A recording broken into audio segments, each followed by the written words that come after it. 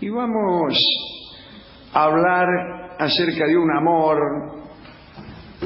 de un sultán. Más que de un sultán, de un emir, de un delegado del sultán.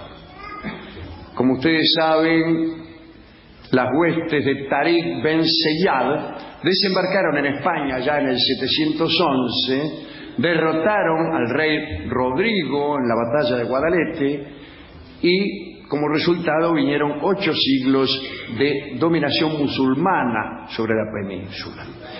Cuando tuvo noticias de los triunfos de Tariq, el califa de Damasco, el califa era el que cortaba el bacalao, vivía en Damasco, allá en el Asia Menor. Y acá, en España, Tariq había tenido unos triunfos militares.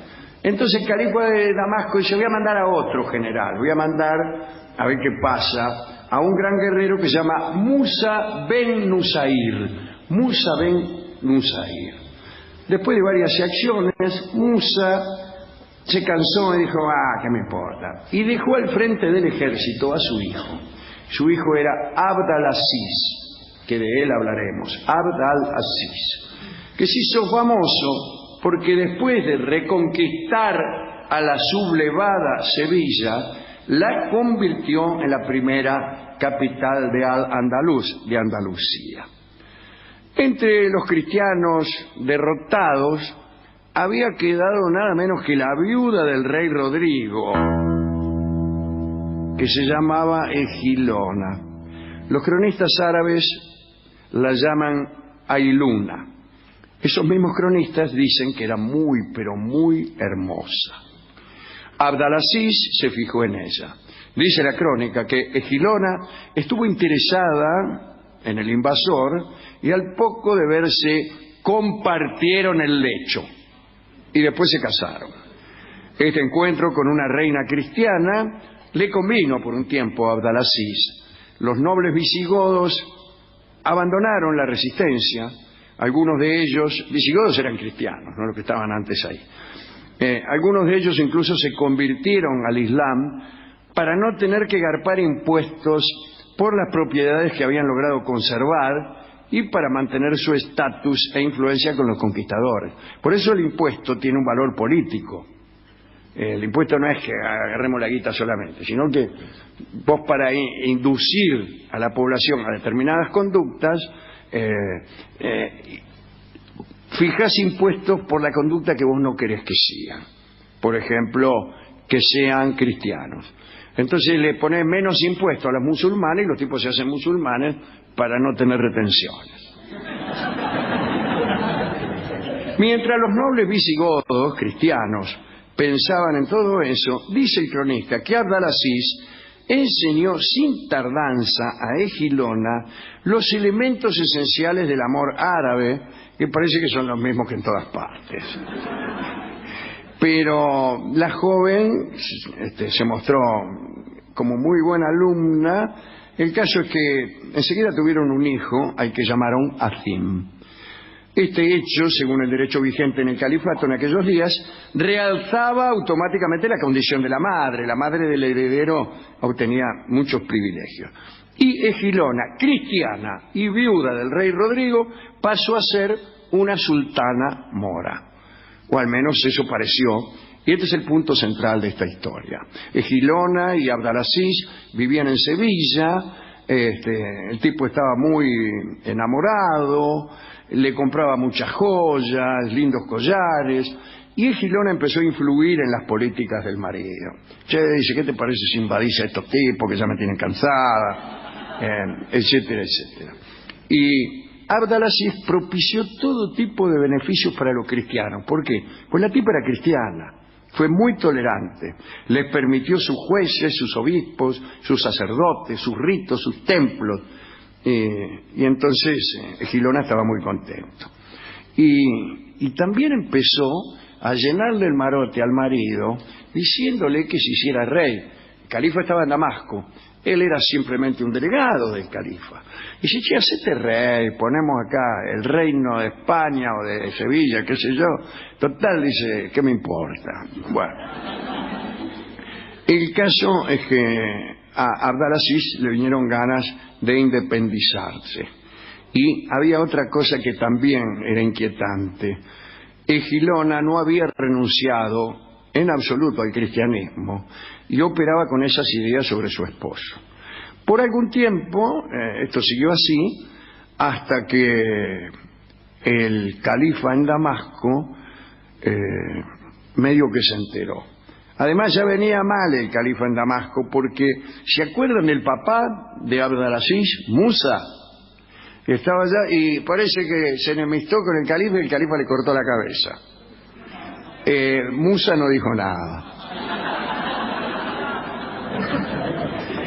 El caso es que empezó a correr el rumor de que el califa estaba enojado porque decía que en Sevilla se gastaba mucho dinero, que había una corte suntuosa y derrochadora, que había orgías.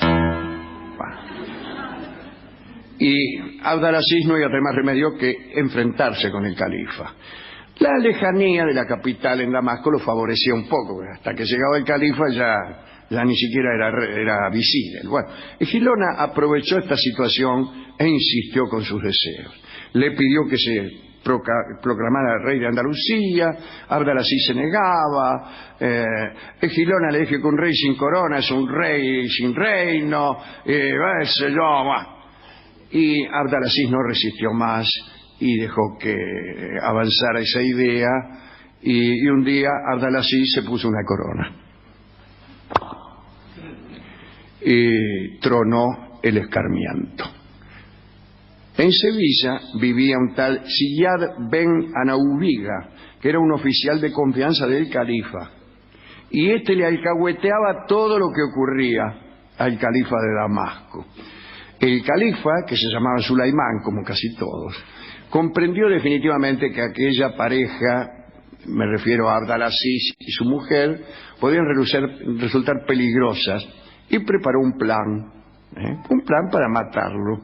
Abd al-Aziz era muy confiado en sus amigos, amores y parientes, así que no le resultó difícil asesinarlo.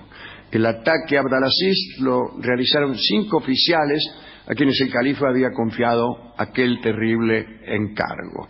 Una mañana, a la hora de la oración, Abd al-Aziz rezaba en la mezquita. De pronto se le acercaron unos tipos, entre ellos Ziyad, el que ortivaba todo a Damasco.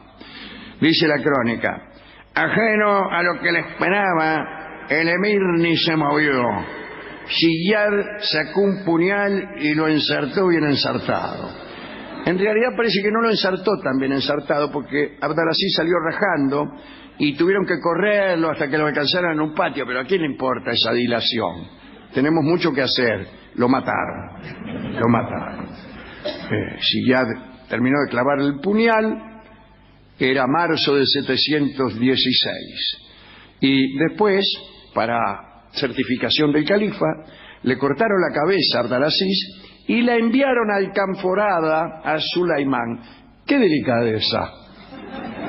Dice, la cabeza en alcanfor, en fin, por delicadeza. 2 días más tarde, los conjurados mataron también a Azim, el hijo que Egilona había tenido con el gobernador. Y comenzaron así interminables luchas e intrigas.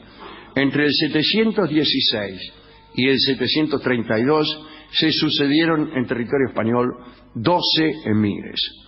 Egilona pudo salir de Sevilla y llegar a Córdoba.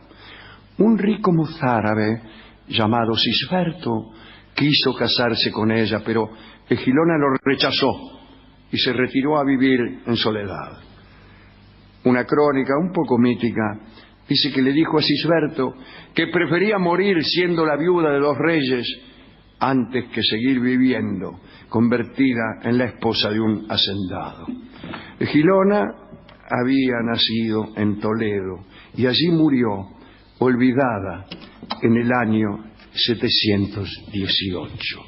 Dicen que sus últimos días, cuando alguien le preguntaba si se acordaba de Abd al-Aziz, ella respondía suspirando: ¡ay, amor de mi vida!